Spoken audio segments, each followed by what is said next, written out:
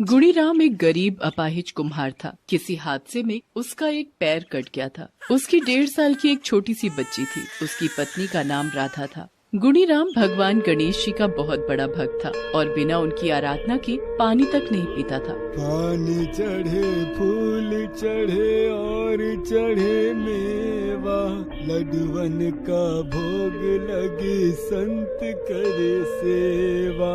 जय गणेश जय गणेश जय गणेश देवा, माता जाकी पार्वती पिता महादेवा। गुणीराम देवी देवताओं की तरह तरह की मूर्तियाँ और मिट्टी के बर्तन बनाता और उसे बाजार में बेचता। कितने की दी ये मूर्ति? बहुत सुंदर दिख रही है। मैम साहब मात्र 30 रुपए की है। 30 तो बहुत ज्यादा है, मैं तो 20 ही दूंगी। मैम साहब बहुत मेहनत का और बारीक काम होता है हमरा। ईश्वर की प्रतिमा में क्या बेईमानी करेंगे मैम साहब हम लोग। अच्छा ठीक है, ये मूर्ति दे दो मुझे, ये मुझे बहुत पसंद है। किसी तरह जीवन चल रहा था उनका। गणेश चतुर्थी आने वाली थी, इसलिए उसकी दुकान पर इन दिनों बहुत सारे ग्राहक आते थे। ऐसे ही एक दिन जब दोनों पति पत्नी मूर्ति और मिट्टी के सामान बेचने में व्यस्त थे, तो उनकी 1.5 साल की छोटी बेटी घुटनों के बल चलते हुए वहाँ से सड़क पर आ गई। उन्हें बिल्कुल पता नहीं था कि उनकी बच्ची इस तरह से सड़क पर चली गई है। वो मूर्ति बेचने में व्यस्त थे। देखो मुझे ये मूर्ति तो चाहिए ही, और एक मटका भी दे दो मिट्टी का। अचानक राधा को अपनी बच्ची की याद आई, लेकिन वो तो वहाँ थी ही नहीं। तभी उसकी नजर सड़क पर घुटने के बल चल रही अपनी बच्ची पर गई। सड़क पर बहुत ट्रैफिक था। अपनी बच्ची को बीच सड़क पर देखकर उसके हाथ पांव फूल गए। सुनिए जी, हमारी मुन्नी सड़क पर चली गई है। राधा तेजी से भागते हुए सड़क पर गई, लेकिन तभी एक तेज रफ्तार ट्रक की चपेट में उसकी बच्ची आ गई और सड़क पर तड़पते हुए दम तोड़ दिया। मुन्नी! राधा बहुत जोर से चिल्लाई। तभी उसके पति गुणीराम ने कहा, क्या हुआ राधा, तुम इतनी जोर से क्यों चिल्ला रही हो? मुन्नी, हमारी मुन्नी। क्या हुआ हमारी मुन्नी को? वो तो हमारे पास सो रही है। गुणीराम की बात को सुनकर राधा ने अपने बगल में लेटी अपनी बच्ची की ओर देखा और उसे गले से लगा लिया।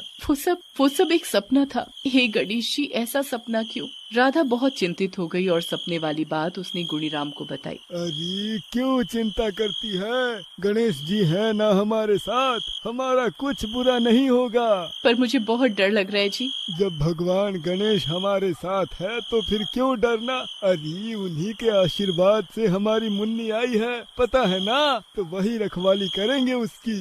गुणीराम और राधा के विवाह के 12 साल बाद राधा की गोद भरी थी और मुन्नी का जन्म हुआ था। मुन्नी के जन्म के पहले राधा बिल्कुल टूट गई थी। उसने बच्चे की आस छोड़ दी थी, लेकिन गुणीराम उससे हमेशा कहा करता था कि अरे राधा तुम भी ना, मैं समझ कर थक गया, लेकिन तू है कि आंसू बहाते रहती है और दिल छोटा करती है। देख मुझे पूरा विश्वास है कि भगवान गणेश तेरी गोद जरूर भरेंगे। पर अब तो शादी के 12 साल हो गए जी। अरे परीक्षा है ये, परीक्षा। तुझे पता है ना, जब भगवान किसी से बहुत प्यार करते हैं तो वो उनकी परीक्षा भी बहुत लेते हैं। मैं जानती हूँ जी, लेकिन अब ये सूनी गोद बर्दाश्त नहीं होती। मुझे लगता है कि कोई मुझे भी माँ कहकर पुकारे। जरूर पुकारेगा। गुणीराम भगवान गणेश से हमेशा राधा के दुख को दूर करने की बात कहता और रो रो कर उनसे प्रार्थना करता। प्रभु जी, सब आपके हाथों में है। जो आपकी इच्छा है वो तो हमें पता नहीं, लेकिन आपकी हर इच्छा में आप अपने भक्त के साथ रहिएगा।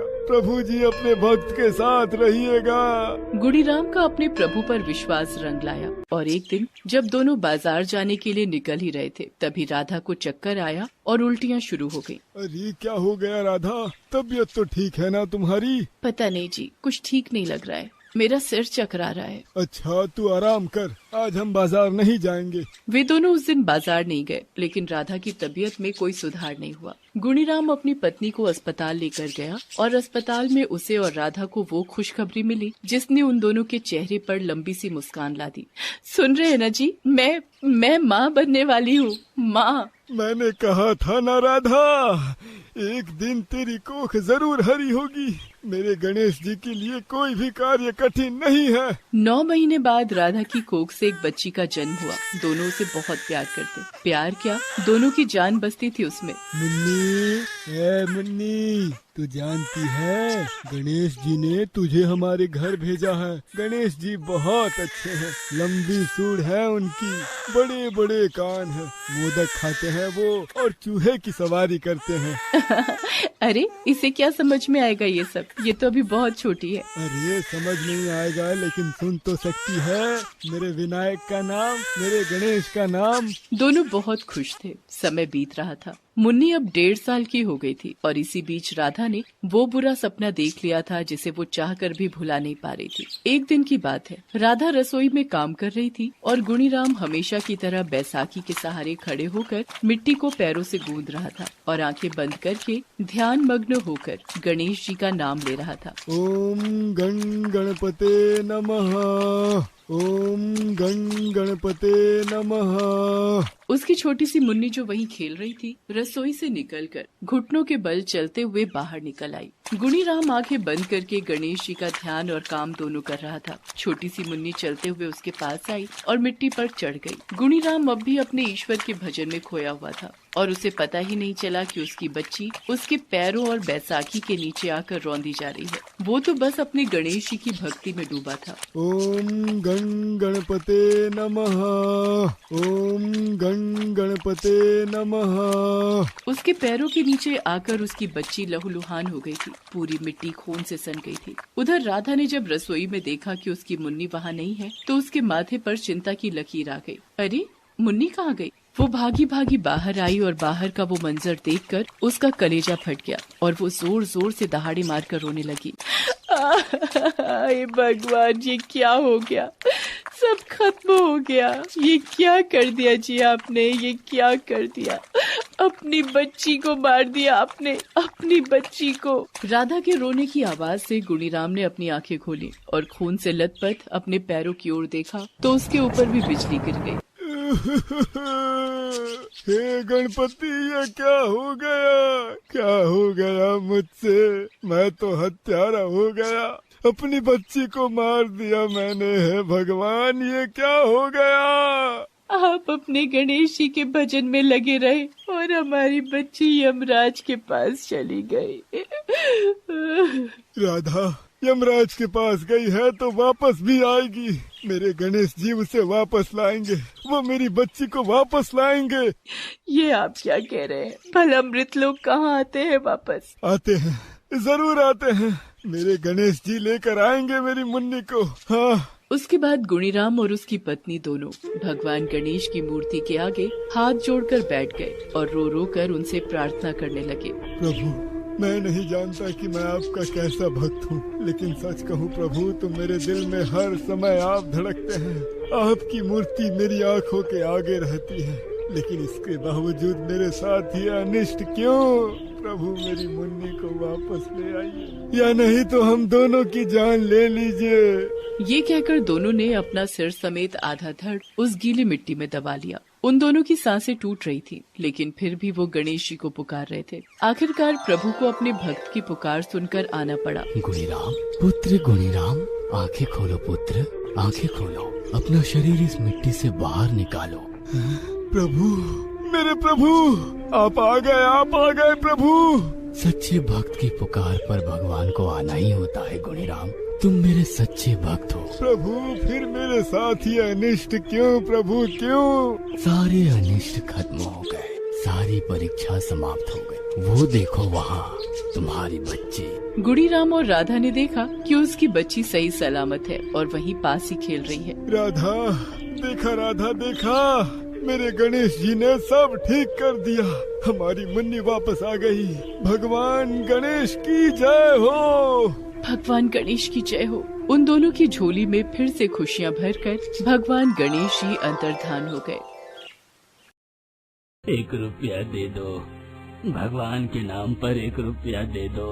चलो चलो, मेरे पास पैसे वैसे नहीं है। पैसे नहीं है तो एक मिठाई ही दे दो, बहुत भूख लगी है।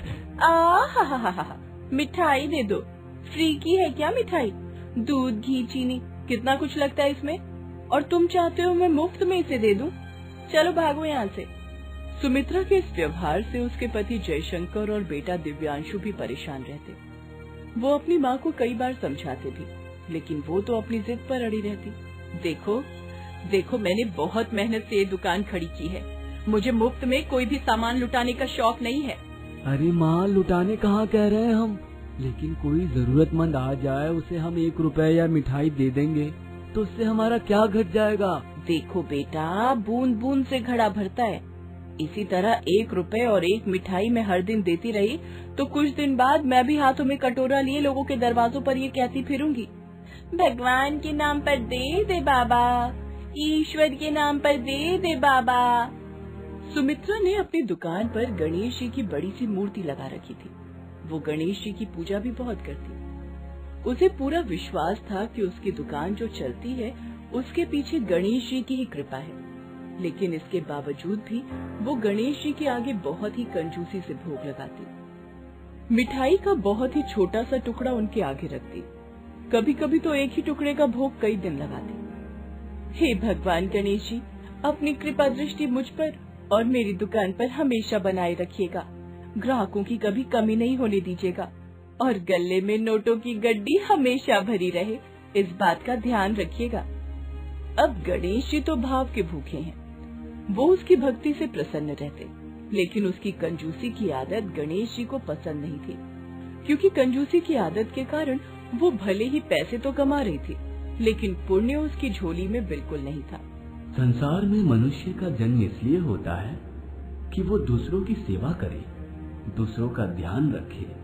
केवल अपने लिए पैसे इकट्ठे करना या केवल अपने लिए ही सोचकर मनुष्य पाप का भागी होता है और वो मुझसे भी दूर हो जाता है। सुमित्रा मेरी भक्त है, मुझे इस बात से कोई फर्क नहीं पड़ता कि वो मुझे कितना और क्या भोग लगाती है, लेकिन कोई अगर उसके दरवाजे से भूखा या खाली हाथ लौट जाता है तो मुझे अच्छा नहीं लगता। सुमित्रा की बुद्धि पर जिस अवगुण का नियंत्रण था, भगवान गणेश जी सुमित्रा को उससे मुक्ति दिलाना चाहते थे। इसलिए उन्होंने एक चूहे का वेश बनाया और सुमित्रा की दुकान पर पहुंच गए। वाह, यहाँ तो इतने सारे लड्डू हैं। इन्हें देखकर मुझे तो जोरों की भूख लग रही है। चूहे के वेश में गणेश जी लड्डुओं को धीरे धीरे खाने लगे। वाह, सुमित्रा के बनाए लड्डू तो बहुत ही स्वादिष्ट है। पहले तो सुमित्रा को पता नहीं लगा, लेकिन धीरे धीरे उसे ऐसा लगने लगा कि वो जितने लड्डू बनाती है वो अचानक से कम हो जाते हैं। ये कैसे हो सकता है? मैंने तो 10 किलो बेसन के लड्डू बनाए थे, लेकिन इन्हें देखकर तो लग रहा है कि ये 2 किलो से अधिक नहीं होंगे। कहीं कोई चोर तो मेरी दुकान में नहीं आ रहा है। सुमित्रा ने अपने पति और बेटे से ये बात बताई तो वे हंसने लगे। क्या माँ, चोर? अरे कहाँ से आएंगे चोर? सारा दिन तो तुम्हारी नजर एक एक चीज पर रहती है। दुकान में ताला भी तुम ही लगाती हो, सारी देखभाल की जिम्मेदारी भी तुम्हारी ही है, फिर चोर कहाँ से आएंगे? सुमित्रा देवी को समझ नहीं आ रहा था कि आखिर उसकी मिठाइयाँ जा कहाँ रही हैं। उधर मिठाइयों के गायब होने का सिलसिला लगातार जारी था। इन दोनों बाप बेटों से कुछ कहो तो ये मेरा ही मजाक उड़ाते हैं। ठीक है, उड़ाओ मजाक, लेकिन मैं भी उस चोर का पता लगा कर ही रहूंगी। और कसम गणेश जी की, जैसे ही वो चोर हाथ आएगा मैं उसे पुलिस के हवाले कर दूंगी। सुमित्रा अब अपनी दुकान पर और भी ज्यादा नजर रखने लगी, लेकिन चूहे के वेश में दुकान में छिपे गणेश जी उसकी मिठाइयों को चट करते जा रहे थे। फिर एक दिन गणेश जी की इच्छा से ही सुमित्रा की नजर चूहे पर पड़ गई। अच्छा, तो ये रहा वो चोर, अभी इसे बताती हूँ। सुमित्रा हाथों में डंडा लेकर चूहे के पीछे भागी। चूहा आगे, सुमित्रा पीछे भागती रही। वो भागती रही और चूहे के वेश में गणेश जी सुमित्रा को भगाते रहे, लेकिन चूहा सुमित्रा के हाथ नहीं आया। बहुत ही शैतान है ये चूहा, ऐसे ही मेरी पकड़ में नहीं आएगा। मुझे इसके लिए कोई और उपाय करना होगा। अगले दिन सुमित्रा एक चूहेदानी खरीद लाई। हालांकि इसमें उसके पूरे 20 रुपए खर्च हो गए, जो कि वो बिल्कुल नहीं चाहती थी, लेकिन चूहेदानी खरीदे बिना तो उसे हर दिन हजारों का नुकसान हो रहा था। ये सोचकर उसने दिल पर पत्थर रखकर 20 रुपए चूहेदानी वाले को दे दिए। इससे चूहा पकड़ में तो आ जाएगा ना? अरे बिल्कुल पकड़ में आएगा, क्यों नहीं आएगा पकड़ में? बहन जी, ये चूहा पकड़ने के लिए ही है। ठीक है, ज्यादा बातें मत बनाओ और कान खोलकर सुन लो। अगर इसमें चूहा नहीं फंसा तो मैं ये चूहेदानी तुम्हें वापस कर दूंगी और अपने 20 रुपए ले जाऊंगी। सुमित्रा ने अपनी दुकान में चूहेदानी लगा दी और निश्चिंत होकर बैठ गई कि चूहा तो इसमें फंसेगा ही। चूहे के रूप में गणेश जी भी अब पूरी मस्ती के मूड में आ गए थे। पहले तो उन्होंने सुमित्रा देवी के सामने ही जी भर कर मिठाइयाँ खाई, जिसे देखकर सुमित्रा देवी जल भुन गई। खा ले शैतान चूहे, लेकिन ये तेरी आज की आखिरी मिठाई होगी, क्योंकि थोड़ी देर बाद तो इस चूहेदानी के अंदर होगा। चूहा बनी गणेश जी सुमित्रा की बातों पर मन ही मन मुस्कुरा रहे थे। फिर वो जानबूझकर चूहेदानी के अंदर चले गए।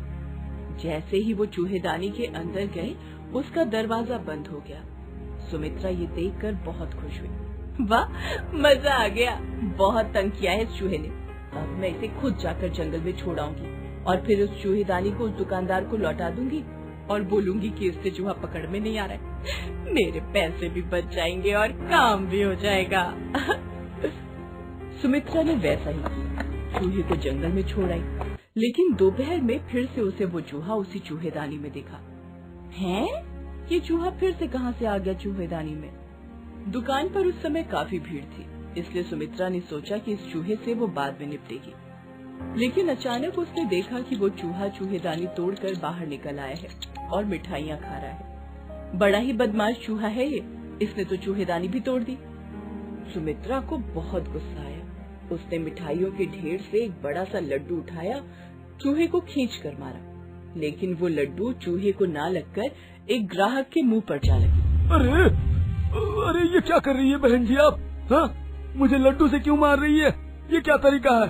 अरे मैंने लड्डू तोड़ने को बोला, लड्डू से मारने नहीं। अरे भाई साहब, माफ कर दीजिए, मैं आपको नहीं उस शैतान चूहे को मार रही थी। चूहा? अरे कौन सा चूहा? यहाँ तो कोई चूहा नहीं है। सुमित्रा देवी को वो चूहा कहीं नहीं दिखा। उसने सोचा कि वो कहीं भाग गया होगा।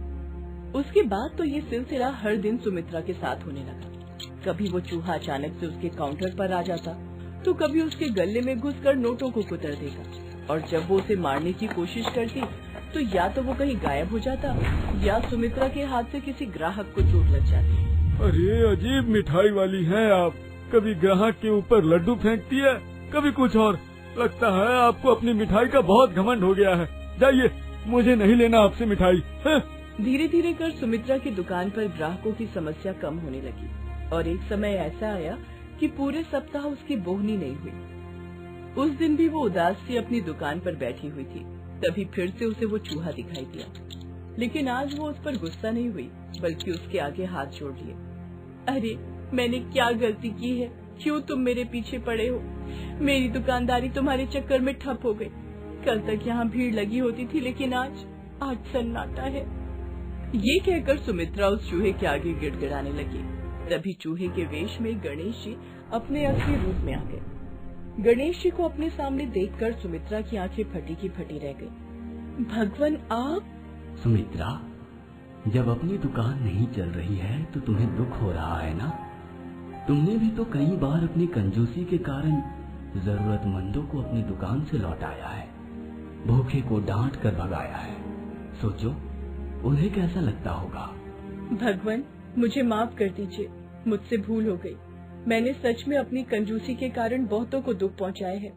मुझे माफ कर दीजिए भगवान। अब मैं ये बुरी आदत हमेशा के लिए छोड़ दूंगी।